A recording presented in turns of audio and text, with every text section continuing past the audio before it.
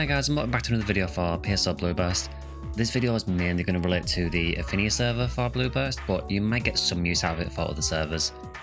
What this is going to talk about basically is items that you can look for in PSO to try and make some Photon Drops. So again, this may relate somewhat to other servers, but I would encourage you that if you do plan a server other than Affinia, maybe check their wiki to see if they have something similar to a price guide like this. So what I have here is the price guide on the Affinia wiki, and this basically gives you a rough estimate of what pretty much anything in the game is worth in regards to Photon Drops. If you've played PSO for a little while, you might know that as well as the uses in Gallant's shop, Photon Drops actually have quite a lot of use as a currency to buy from other players as well. Quite a lot of players will take them as payment for items. Sometimes you'll do that where you'll use Photon Drops in addition to some other items to build up an offer if you're trading for something big. But quite often people will just sell things for Photon Drops as well. So with that in mind, what Affinia have is this price guide on the wiki. And the price guide basically breaks down everything in the game that is relevant and gives you a rough estimate of what it's worth. Now, a couple of caveats for this. The first one is that the price guide, as it says, should be only used as a guide. At the end of the day, if you've got something you're wanting to sell for Photon Drops, you can charge what you want for it, but just bear in mind that if you're not pricing it reasonably, it's probably not going to sell. So kind of use the guide as a reference, like a starting point of where you want to price your stuff. Secondly, and it does touch on this a little bit in the header at the top of the guide here, but the prices do fluctuate based on supply and demand. Now at the moment, at the time of recording, we have the anniversary event in progress on Affinia. That means there are a lot more people on the server than usual, which means there is a greater supply of items. So what you'll find at the moment is that the prices might be a little bit lower than usual because there is just more on the market available. As the anniversary event winds up and we go back to like regular gameplay outside of events, you might find the prices will start to creep up again a little bit. But yeah, just bear in mind that this is a rough estimate of what things are worth and it might vary quite a bit during events. So what I want to do is, from the perspective of someone who's maybe just got into PSO and is maybe you got your first character, you just got them to Ultimate. I want to look for things that you might be able to make some good Photon Drops from, and then we'll work through to some of the really valuable stuff as well. But there is some items in PSO that are actually well worth hunting that are not particularly hard to get, but are in demand. So let's get on to those. So just quickly before we get to the items themselves, just worth noting. So everything is mostly referenced in Photon Drops, which is abbreviated to PDs. There are some items in the game that I just treated as being completely worthless for the most part, and they're listed as 0 PDs. That essentially means that you're probably not going to get much for them. You might have someone who might buy it as a novelty, but generally it means they're not going to be worth anything. There are some items also that might be worth a decimal, so for example 0.5 PDs. Obviously you can't half a Photon Drop. So what you can do is in that instance you can substitute Mazetta in. So there is a value to Mazetta, the currency, in the game as well. So look at what that's worth in Photon Drops and work out from that. So if we go down, we see we've got a massive variety of categories here to go through. We're not going to go through everything in this. I'm just going to point out some of the more common ones that you probably want to focus on. So the first one is common weapons. So what you might know if you played for a while is that some of the common weapons in PSO are actually some of the best weapons in the game in terms of their usability. So it doesn't apply to all of them, some of them are very useless, but there are some in particular that are really worth looking out for. So sabers, not so much. The first one you want to look at is calibers. So calibers are the regular swords. Now, if you can get a berserk or a charge or a spirit caliber with a high amount of hit percentage, that's very important. If it doesn't have hit, it's not really worth anything. If you can get a berserk, charge or spirit caliber, then it's going to be worth at least 1 or 2 PDs, because they are essentially a really good budget weapon for dealing decent damage. The other use for calibers in particular, even without these specials, is if you can get a really, really high hit percentage one. It's an item that people will use to make a dark flow. And obviously the dark flow will retain the hit percentage of the caliber that's used. So if you can find a really high hit caliber, they are worth a fortune. They'll show up in combination weapons here, but if you can get, a 60% hit or higher caliber, you are looking at a lot of PDs for that. It is very rare, I will preface that, but if you do find one, don't just get rid of it thinking it's a common weapon, because if it's got very high hit, it might be worth a lot. Other specials, you're probably not going to look out for as much. A lot of specials on regular weapons are reduced, so things like arrest or anything like that, they're not going to be particularly useful on a caliber because it's going to be reduced, so it won't take effectiveness that often. So generally a lot of these aren't worth too much. The next big one is probably discers, so these are slicers. Again, a high hit discer can be used to make a rainbow baton, but also again if you get a really high percentage berserk or charge or spirit discer, that's going to be worth a bit as well. You can see here like the kind of values we're looking at. So, you know, for a charge discer, for example, if you can get one that's, you know, just above 55, well, 55, that's worth about 1 PD. If it's, you know, if it's that's just something you're finding on the floor, it's a free PD essentially. Whether anyone will buy it is another thing altogether, but technically it's worth about a PD. But you can see that the price of PDs do rapidly go up depending on how high the hit goes. So once you get to like 70 hit, you're looking at 40 to 100. At 80 hit, it's 200 to 300.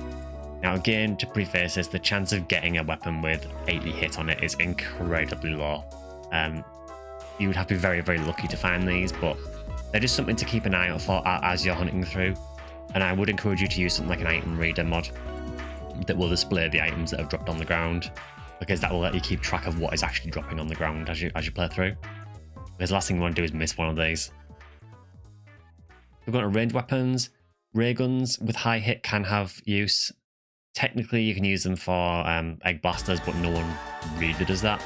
The ray gun tend to be for the actual special itself. So again, you're looking at, you know, berserk, charge, spirit, the sacrificial specials, but also demons and hell are quite useful as well, because they're unreduced on a ray gun because it's only a single target. Same for lasers. The sacrificial specials are really useful on arms. This can also be turned into a dark meteor as well, so maybe worth looking out for if you get one with high hit. And then for Vulcans, again, sacrificial specials, and particularly charge. The good thing is with charge Vulcans is charge 50 hit weapons can actually appear in your shop. They'll typically have very low percent elsewhere, but you'll usually get maybe 5% on one attribute and then 50% hit. They don't pop up very often though. I have actually never seen one, but I know they do exist in the shop. So, I mean, you can see the prices that some of these are going to, you know, 70 hit charge Vulcans, 1,900 paydays. Again, the chance of you getting 70 hit charge Vulcans is incredibly low. But even if you get like a 55 hit one, that's 15 to 20 paydays. That's not bad going. Then move on to tech weapons. Generally, tech weapons for commons are not really worth that much because you don't really use them for the actual specials or anything. The only kind of exception, I guess, is if you get one of them that can be turned into like a summit moon or a twinkle star or a magical piece. I guess if you got a really high hit one of those, maybe someone will buy it for the novelty value, but I mean, you can see here, 100 hit scepter is worth about 70. It's more for novelty value than anything, so don't focus too much on force weapons. So combination weapons we've kind of already covered. These are the values for the swords, by the way, so if you do get a really high hit sword, keep hold of it and you know, either make a dark flow from it or sell it on. You can see these values are insane. Even if you find like say a 60 hit one that's worth like 5 to 10. And that's just for the sword, that's not for the dark flow, that's just for the base sword. So we'll move on to the next area where you might want to look, but yeah, common weapons are kind of one that you want to look out for as you're running through different quests. You might get one pop up now and again that's got, you know, interesting stats or high hit. And it's maybe worth just picking up and checking it to see if it is worth anything. So next we move on to the rare weapons. Now, obviously it should go without saying that anything ridiculously rare is always going to be worth something just because of its inherent rarity, for the most part. There are some exceptions to that because there is a quest called Black Paper's Deal, which I have done a video on. Some of the very rare stuff actually also drops from Black Paper's Deal, so that can kind of tank the values of those items. But if you got one with good attributes, maybe it would be worth something. But if we just scan through this very quickly, for sabers, I'm just looking as someone who's maybe just got to ultimate, is there anything that's worth sort of keeping an eye out for? Again, I mean, we've got things like Galatine. Galatine is about a 1 in 64 drop from some bosses. It's not the hardest drop to get, honestly. 1 in 64 is not terrible. It's still tough. but certainly not as hard as some of the boss drops. If you can get one of those with any amount of hit, it's probably worth a decent amount because it's a very, very strong saber. Again, you've got your usual things like Limbargent and Lavis Cannon. Again, these are always going to be worth a lot just because of how good they are. Lame is obviously extremely good because it unseals into Excalibur. Just a note on this as well for the sealed weapons, you can actually make some Photon Drops out of unsealing things for people as well. So there is a thing that exists where if you, for example, find a Lame and you unseal it into an Excalibur, someone could then trade you their Lame with some PDs and then you give them your Excalibur. You then unseal that Lame and then continue the process. So you can potentially make some Photon Drops from unsealing things for people. Lavis obviously is always going to be worth something because it's just rare. Even though the resulting weapons are not amazing, you know, it is still a really nice weapon. Just for the pure rarity. Red Saber actually, while I think on. So Red Saber, where is it? There it is. So Red Saber is an interesting one. It's not particularly hard to get. With Red Saber, interestingly, what you want to look out for is a high machine attribute. The reason for this is because, and I have covered this in another video, there is a glitch with Volopt in the first phase, where if you use a really high attack power weapon and use Gizonde, it will absolutely shred the screens and you'll get through the first phase really, really quickly if you spam Gizonde. For some reason, it also factors in your weapon attribute. So if you can get a really high attack power weapon with a really high machine attribute, you'll just absolutely shred Volopt's first phase. So obviously, again, if you can get anything like a Galatine with really high machine or an Excalibur with really high machine, they work as well. But Red Saber is notable because it is one of the better weapons that Fornuel can use for attack power. Obviously, Fornuel has really low attack power, so this is one of the better weapons that she can use, especially in comparison with the Crimson Coat, in conjunction with the Crimson Coat set boost.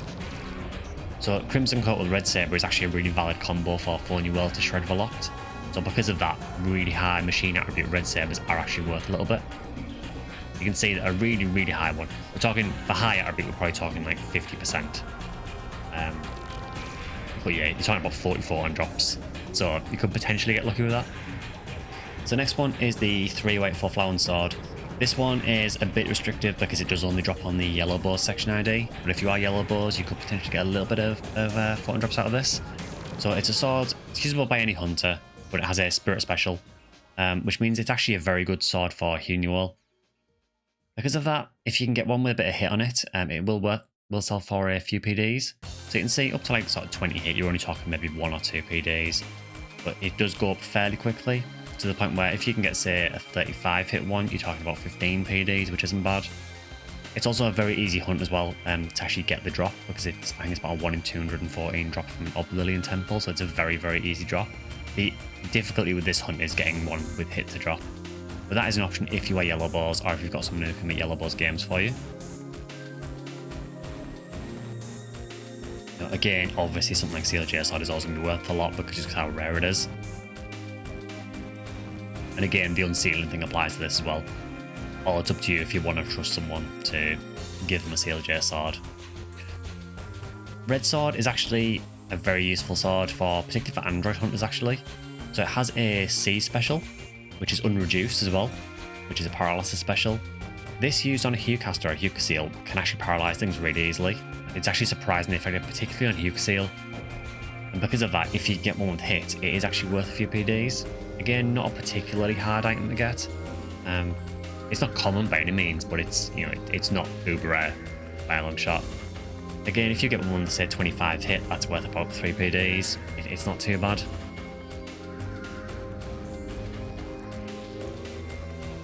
Got daggers. Daylight Scar, again, not incredibly hard to find. Again, it's going to take a little bit of a hunt to get, but if you can get one of those with a little bit of hit on it, it's worth a couple of PDs. You're talking 25 hit is 10 to 20. This is mainly because it's as well as being a very, very strong dagger and having a Berserk special, it's also usable by rangers, which is a really nice alternative, like melee weapon for rangers to use, particularly in episode 4. So some of the values might be a little bit deceiving because some of them might seem quite high. For example, this one here, Madame's Parasol. I think, oh, 35 PDs for a 35 hit one. The issue with this is though, is that some of them are just very, very awkward to get. Madame's Parasol is a very weird weapon as well. I believe it's a Viridia explosive, and it's a very hard drop, so that is why it's worth that much. Realistically, for how hard this drop is, it's really not worth that much. I mean, you can see a 0 hit one is actually worth 1 PD. If I go onto this, actually, you can see it only has 1 drop in the game from Gibbles at 1 in 12,500. The reason it's worth 1 PD for a 0 hit one is because it also drops in Black Paper's Deal, like I mentioned. So there are some very rare items in the game that also drop in Black Paper's Deal, and that basically crashes the value of any of them that have no hit. So next one to look out for is this, however you want to pronounce this. It's either Vijaya or Vijaya, I have no idea. The weapon I've always struggled to pronounce. This is a weapon you've probably seen quite a lot, particularly if you're a Blueful character, because it has tons of drops on Blueful. Just to show this, it has a lot of drops. It even drops in boxes. Now this is a very interesting weapon. It's only 9-star partisan and it's not particularly strong. But it has a really unique special. It's basically a modified version of charge. So instead of using 200 Mazetta per swing, it uses 10,000. And it also uses 10,000 if you miss, whereas charge only takes the money if you hit. However, the damage modifier on the special is times 5.67 instead of a normal charge, which is 3.33. So it's a massive amount of damage. If you put one of these with a high amount of hit on something like a Hue cast, the damage you can deal is absolutely ludicrous. It is one of the strongest weapons in the game, honestly, but very, very pricey to run.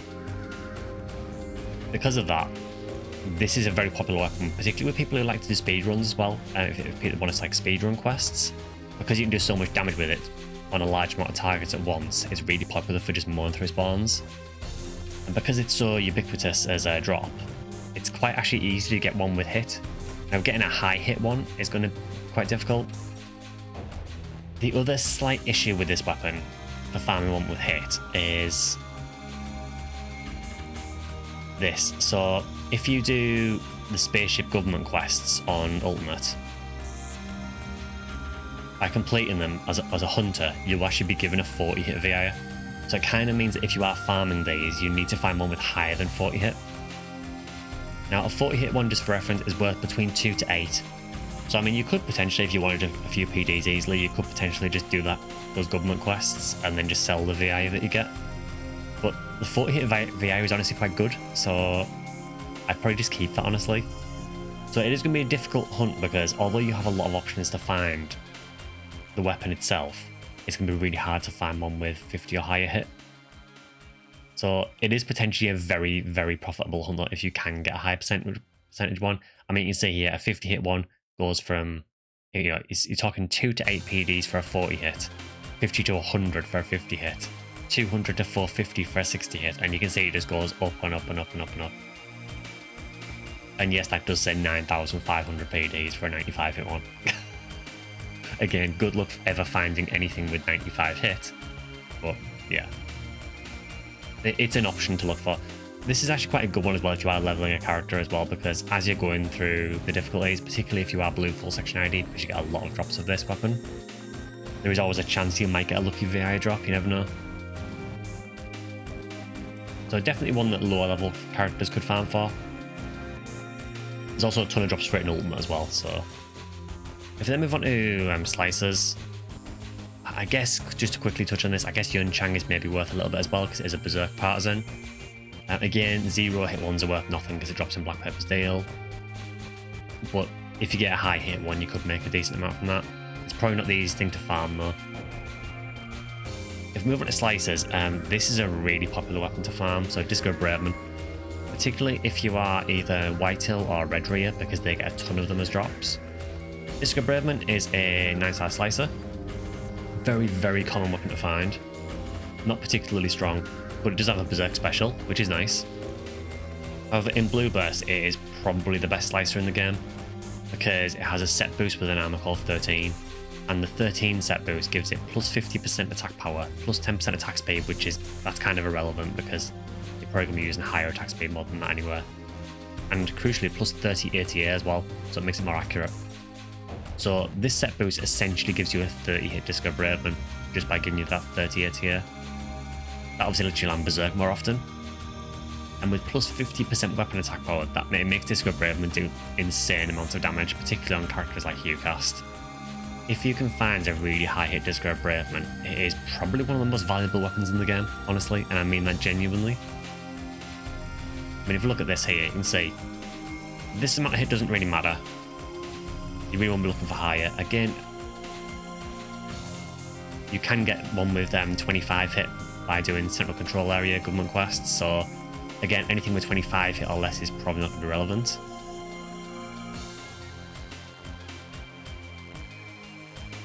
If you're looking for this though, really, if you can get anything sort of 40 or higher, I mean, even if you get a 35 hit, that's maybe worth 1 PG. Again, whether anyone would actually buy it, I don't know.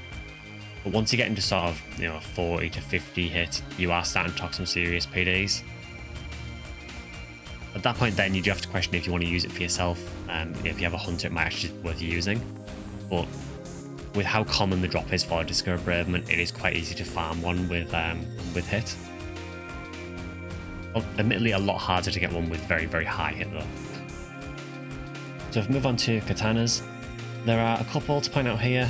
So we're looking at Guren, Sanga, Shoren, and Yasha. Those four, Sanga and Yasha can both combine together to make Sanga and Yasha, and Guren and Shoren can combine to make Jizai.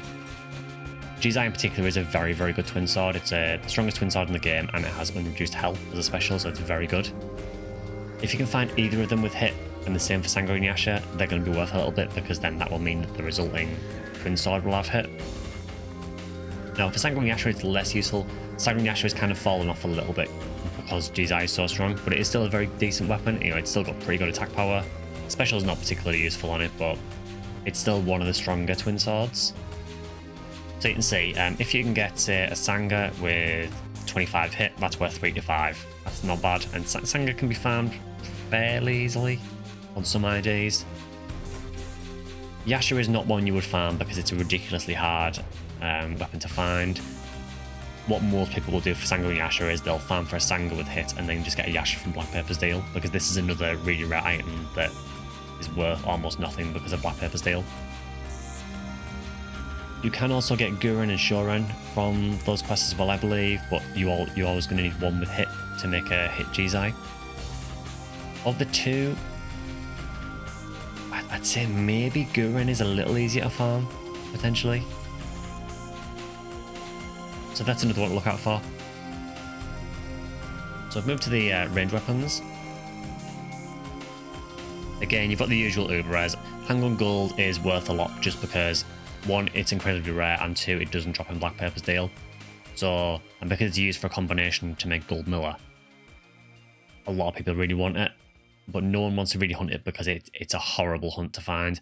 I would really not recommend going for this if you're just trying to make Photon Drops, because it is a horrific hunt. Next one to look at, there is Heaven Strike. Now, Heaven Striker, I wouldn't necessarily recommend farming to make PDs because none of the drops are that easy to get. It's not as if it's uber rare or anything, but they're just a little bit awkward, and they tend to be like 1 in a couple of thousand from relatively common enemies. I believe Purplenum also gets it from the rare boss in episode 4. Well, you can see Heaven Striker is one of the few weapons that where a 0% hit is actually worth at least a couple of PDs. That's just because of how good Heaven Striker is. Even without hit, Heaven Striker is incredibly good. So I guess if you found one and you didn't plan on playing Ranger, you could always sell it for a couple of PDs. And if it does have hit, you can see it's going to go up very rapidly. Philly Seas is also worth a little bit. That's because it combines with Heaven Punisher to make Mil Marteau, and no one wants to hunt a Heaven Punisher with hit. So if you can find enough Philly Seas, crucially with hit, without hit it's worth pretty much nothing. But yeah, if you can get one of these with hit, it's going to be worth a pretty good amount because people with Heaven Punisher still want it. Other ones to mention just quickly is Last Spawn and Master Raven. These can never have hit because they only drop as Black Paper's Deal drops. However, a lot of people really don't want to farm Black Paper's Deal for these because it can be a really frustrating experience getting the wrong drops over and over again. It's basically a random chance at the end of the quest what items you get, and trying to get the right weapon to drop can be really irritating. So some people will literally just pay PDs for the convenience of getting the items rather than running Black Paper's Deal. Also, last one is just a generally really good weapon anyway. Master Raven's not bad as well, but yeah, last one is really good for female hunters and rangers.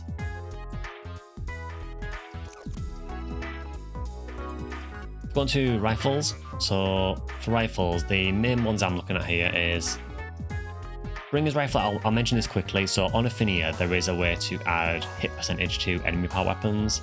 The Bringer's Rifle with hit on it will be worth a little bit because it's very useful with having a demon special. The downside is it's quite process to get hit on these. It's basically a gamble with Photon crystals that is quite a low success rate. So because of that, people will tend to charge quite a bit. I guess that ultimately depends how many Photon crystals you got. Next one is the Frozen Shooter. Frozen Shooter, if you've ever played Ranger, you'll know is basically a staple Ranger weapon. It can't be understated how useful Frozen Shooter is. It's probably one of the best guns in the game, just because of how useful the special is. Now, 0% one isn't really worth much, again, because it drops in Black Paper's deal, but also because it's typically a 1 out of 2 rare enemy drop, so it's not that hard to hunt. However, if you can get one with hit, people might want to turn it into a Snow Queen, because Snow Queen can't combo, so it needs high accuracy on the first hit. So a hit Frozen Shooter to make it is really important. But also just having a Frozen Shooter with hit is also really useful. And you can see, once you get to sort of 30 hit, you're looking at 15 to 20 PDs, and it goes up very rapidly. This can be a very, very lucrative item to hunt. And you've got quests like Tyrell's Ego, where you get lots of hill delts in, so it's not too bad to farm Hildetars. It's probably just one of these hunts where you're going to spend a little bit of time trying to find one with hit. Again, Spread Needle kind of falls in the same category in that it's a kind of a staple range weapon. I don't know if it's worth farming for one just to sell because the drops are a little awkward. It's not incredibly rare or anything, but I think there's probably better uses of time if you're trying to make money.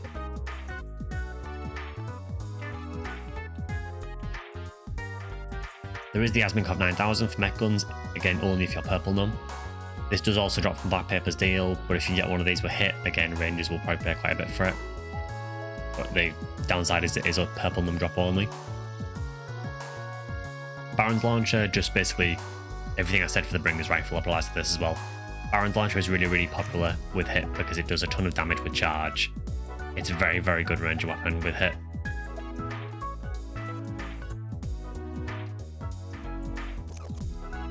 LNK38 combat isn't too bad. It is kind of farmable to an extent. I believe it drops from Galrali, I think, for one of the IDs. I want to say it's Viridia, I could be wrong. And I think possibly Pazuzu drops it as well. This is basically a shot weapon that hunters can use. It can't combo, so it does need quite a lot of accuracy to land reliably. So if you can get one of these with hit, it is a very, very strong range option for some hunters. Next one is Rambling Mare. Rambling Mare is a very weird weapon in that it's only usable by females. The main use for Rambling Mare, honestly, is for 4-miles. So 4-mile, for reasons I do not understand, has an incredibly fast shot animation. I don't know why, but she does. Because of that, she's very, very good with shot weapons, but most shot weapons that a 4-mile can use are really not worth using. Rambling Mare actually has decent stats, and instead of firing in an arc like a normal shot, it fires kind of 2 shots straight forward. So it's a very, very useful range option for 4-mile. If you can get one of these with hit, they are worth a lot of Photon Drops. There are a couple of IDs that get it. I think pretty much all the drops are in Temple for the most part. But yeah, it is semi-farmable, so that is an option you could go for if you do want to try and make some PDs. But again, farming one with hit is going to be quite difficult. So another way you can make money, if you like challenge mode, is by running challenge mode and getting S-rank weapons. There is always a market for people who want ES weapons, because a lot of people just either don't like challenge mode or just don't have time to do it. Because of that, if you're the kind of person who enjoys challenge mode and doesn't mind doing it a lot, you can just farm challenge mode, keep making new characters to farm weapons, and just sell the weapons off. You can see here that for an episode 1 ES weapon, you're looking at about 16 PDs and about 12 PDs for an episode 2 ES weapon. Obviously, the payoff here is that the episode 2 challenge mode tends to be a bit shorter overall. It is more difficult though. Now, another thing is you could put the special on it as well if you wanted to, and there is a cost for the specials. Typically what happens on Affinity is if you're selling an S rank weapon, if it doesn't have a special, you're looking at 16 or 12. If it does have a special, you basically add this cost on, and that's essentially how you work it out. You know, so for example, if you were looking at selling, say, a Hell Needle, Hell, you can see here, is 50 PDs, and a ES Needle is 12 PDs, so you're looking at 50 plus 12, so about 62 PDs. So you could potentially make some good bank from that, and that there is always going to be people who want these ES weapons. But honestly, even selling them without the special and just letting people put their own specials on, it's a steady source of Photon Drops, but it does rely on you, one, being consistent at challenge mode, and two, having the patience to do challenge mode over and over again. But it is definitely a way you can make Photon Drops if you want to.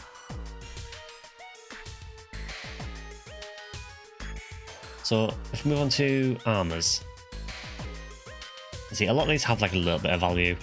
There is a couple you want to look out for. So Love Heart might look like it's worth a lot, 30 to 70, but the downside with Love Heart is you need to basically make it from a spirit garment and then adding a Magic Rock Heart Key to it. Magic Rock Heart Key costs a lot of Photon Drops to get, so it's kind of deceiving that, so don't think you can just farm these.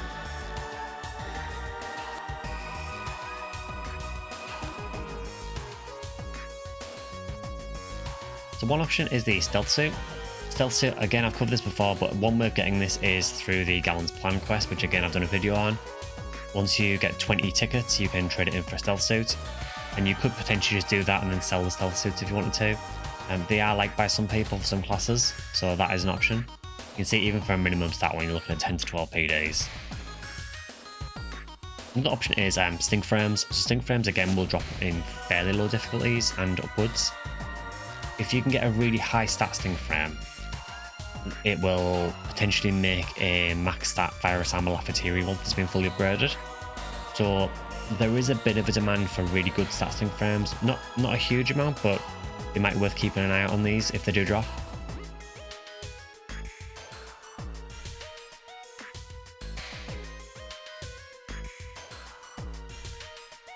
Another one that I missed actually is Dressplate. So Dressplate is a male only armor. Has really bad stats for the most part, but it does give you a huge amount of dark resist, which makes it very good in mega infested areas. Again, I don't know if it's something you would really hunt necessarily, but if one drops, it is worth about 15 to 20, so...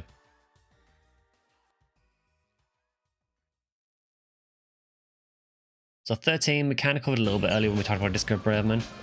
The armor itself really isn't worth a huge amount, unless you get an absolute max stat one, and max stat one is between 20 to 50 according to this. Again, obviously the prices can fluctuate a bit. For a sort of medium stat one though, you're looking at about 1 to 3, so it does vary quite a bit.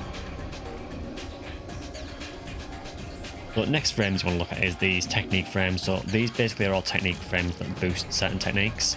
So for example, Ignition Cloak boosts fire techniques. These can be worth quite a lot, particularly the Ignition Cloak. Even a fairly low stat one is probably worth 15 to 20 PDs, just because it's a nice inherent boost to your fire techniques and you use fire techniques quite a lot. So they may be worth keeping an eye out for. This is quite an awkward hunt though, honestly. I think most people hunt this from Del Rapids in very hard, I think it is. And it's about 1 in 16 drop or something, so it's not really a nice hunt to do.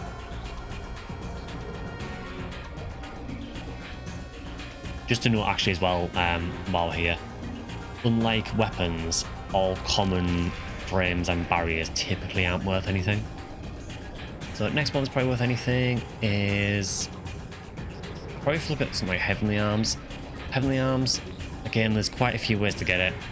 This is a very sought after unit just because it boosts ATA by 25, and particularly early on that's really useful just for helping your land hits easier. It's a big increase over God Arm as well. Like typically the Heavenly units aren't much of an increase over the God units, but for some reason Heavenly Arms is quite a noticeable increase over God Arm. So because of that, it tends to be worth about 2 to 3 PDs, which I know doesn't sound like much, but it's not the hardest thing to farm either as well, so it's the kind of thing where if you get one, you can make a few PDs from it if you don't need it. Same for Heavenly Battle as well. Like Heavenly Battle is normally worth 1 or 2. but with Heavenly Battle there are always people who want this. So there's also a couple of units that are just very useful for towards the end game that people tend to look out for.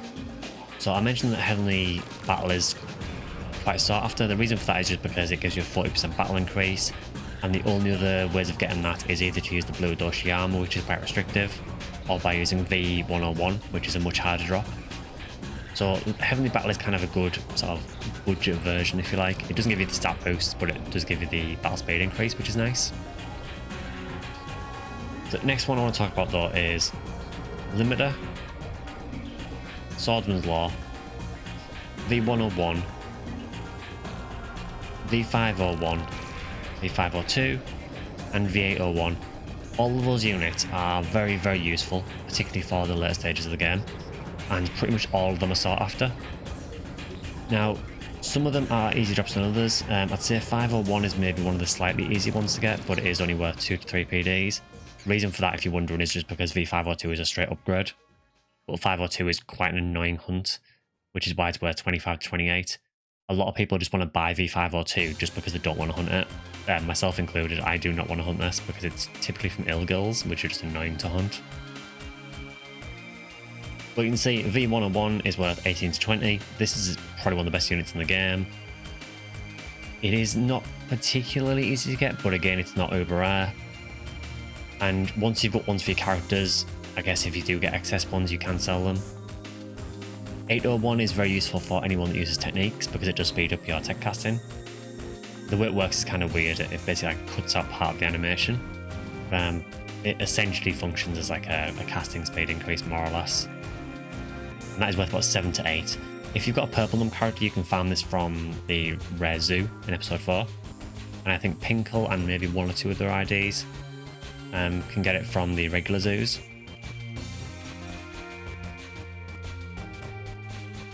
So the next way you can make Photon Drops is by being a mag raiser. So a lot of people, particularly people who've maybe played for a long time and have done this over and over again, a lot of players, to be blunt, do not want to raise mags. I will fully stand up and say that I am one of them. I've done this for a few of my characters, but over the years with PSO I have raised so many mags, it is something I really don't enjoy doing anymore. It takes a long time to do, unless you really like devote to it and spend a significant amount of time doing it. However, the flip side of that is that because a lot of people don't want to do it, there is a market for people who do want to do it. So basically any sort of generic mag with like 5, 145, 50, or 5, 0, 45, 150, they'll sell for a little bit because they're that kind of generic mags that anyone can get away with, which is what these basic mags are. You can also do 5, 150, 45, 0 or 5, 145, 50, 0. Well, there's a bit of variance. You can also do things like min-max mags. These are mags that are designed to max as many stats as possible on a specific character class by level 200.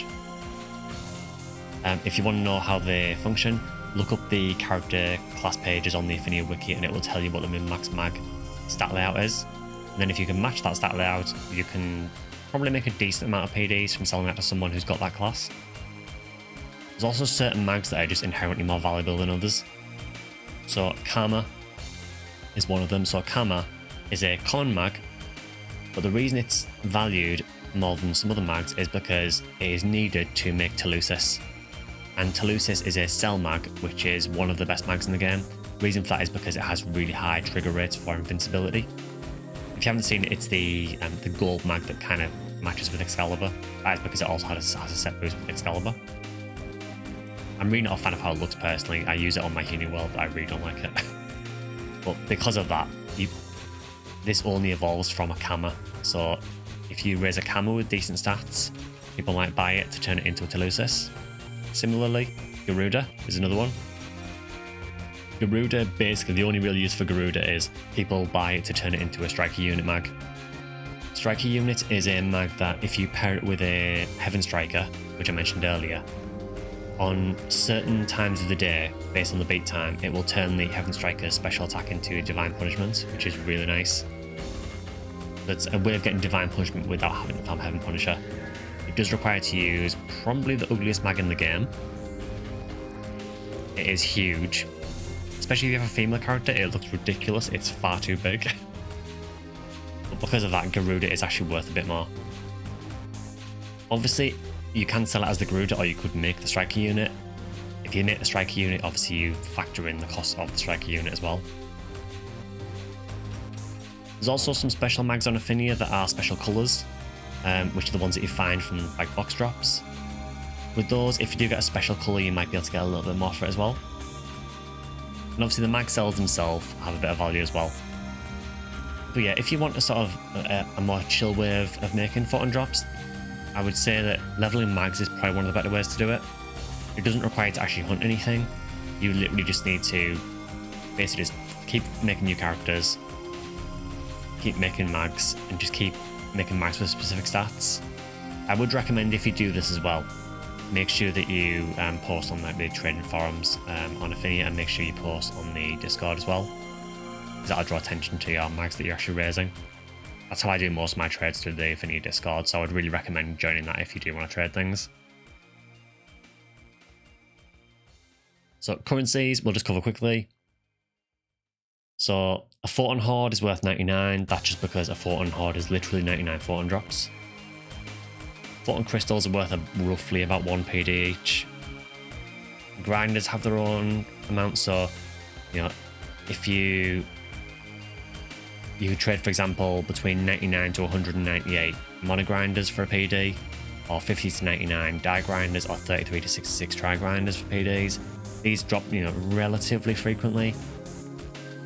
Also materials, you'll probably get to a point in the game, especially later on, where you've probably maxed the materials on all your characters, and you'll just keep finding loads of them that you can't really do much with.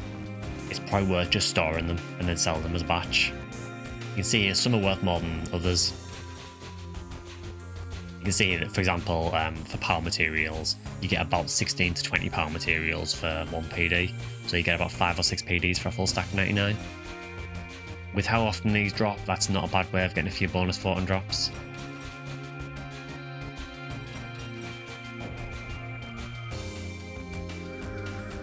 The weapon hards I'm not really going to cover because all of these are really rare, which is why they're all worth quite a lot.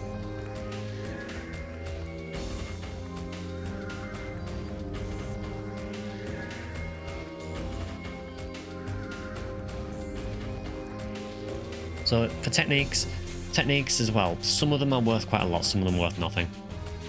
You can do what are called technique sets. So for example, a Humor or Raymar technique set would basically be, you know, all level 15 attack techs, level 15 rest at level 5 anti, any support techs like Gel Nazalu or Shifter D-Band they can use, basically all of the techniques that that character can use. So that set would be about 2 to 3 PDs. For a Hunuel or Raymar, it would be 3 to 5 PDs. For a Force, about 5 to 8. Now, there is an exception with this, which it does mention here. So for the Force sets will typically be level 29 attack techniques and level 25 plus grants and megad. The reason for that is because level 30 attack techniques are incredibly rare drops in PSO, and are things that you may or may not ever see. I personally never found one myself in all the time I played PSO. I've seen one drop in a game that I was in. I've never actually had one myself. So because of that, the Force technique sets tend to use level 29 attack techs, and then grants and megad are typically 25 to 29. Again, because even level 25 plus is fairly uncommon for these. And that's about 5 to 8 PDs. So again, just picking up these excess technique discs that you see as you're running through different areas. If you can make a set, it might be worth selling them. You can also sell them individually, but you can see most of them are not really worth anything. Exception being level 30 techs for the attack techs. Even though those are very variable in value though, depending on what tech it is. Support techs, these do drop more often at level 30. You can see they're not worth anywhere near as much. But you know, if you had say a full set of, I don't know, Rest of 30, Shifter D-Band, Gel and Zalo at 30, that might sell for a PD or 2. Mazetta, as I mentioned earlier as well, Mazetta is also worth PDs in itself. So around 4 to 500,000 Mazetta, according to this guide, is about 1 PD. So factor that in as well if you're buying something as well. So if you're short on PDs, you could ask the seller, you know, would they accept Meseta at the market rate? So if you were, say, 2 PDs short, you could always give them, say, 800,000 to 1 million Meseta. The reality is, if you were 2 PDs short, you're probably not going to have this kind of money, but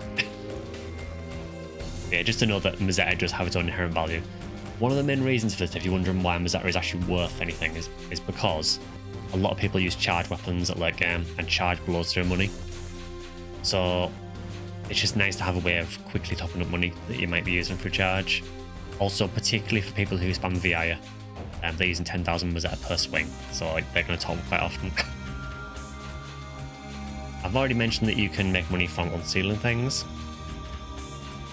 So unsealing, there's actually 2 variants of it. There's unsealing and there's instant unsealing. Unsealing is very risky. I would probably not recommend doing this. So unsealing is basically where...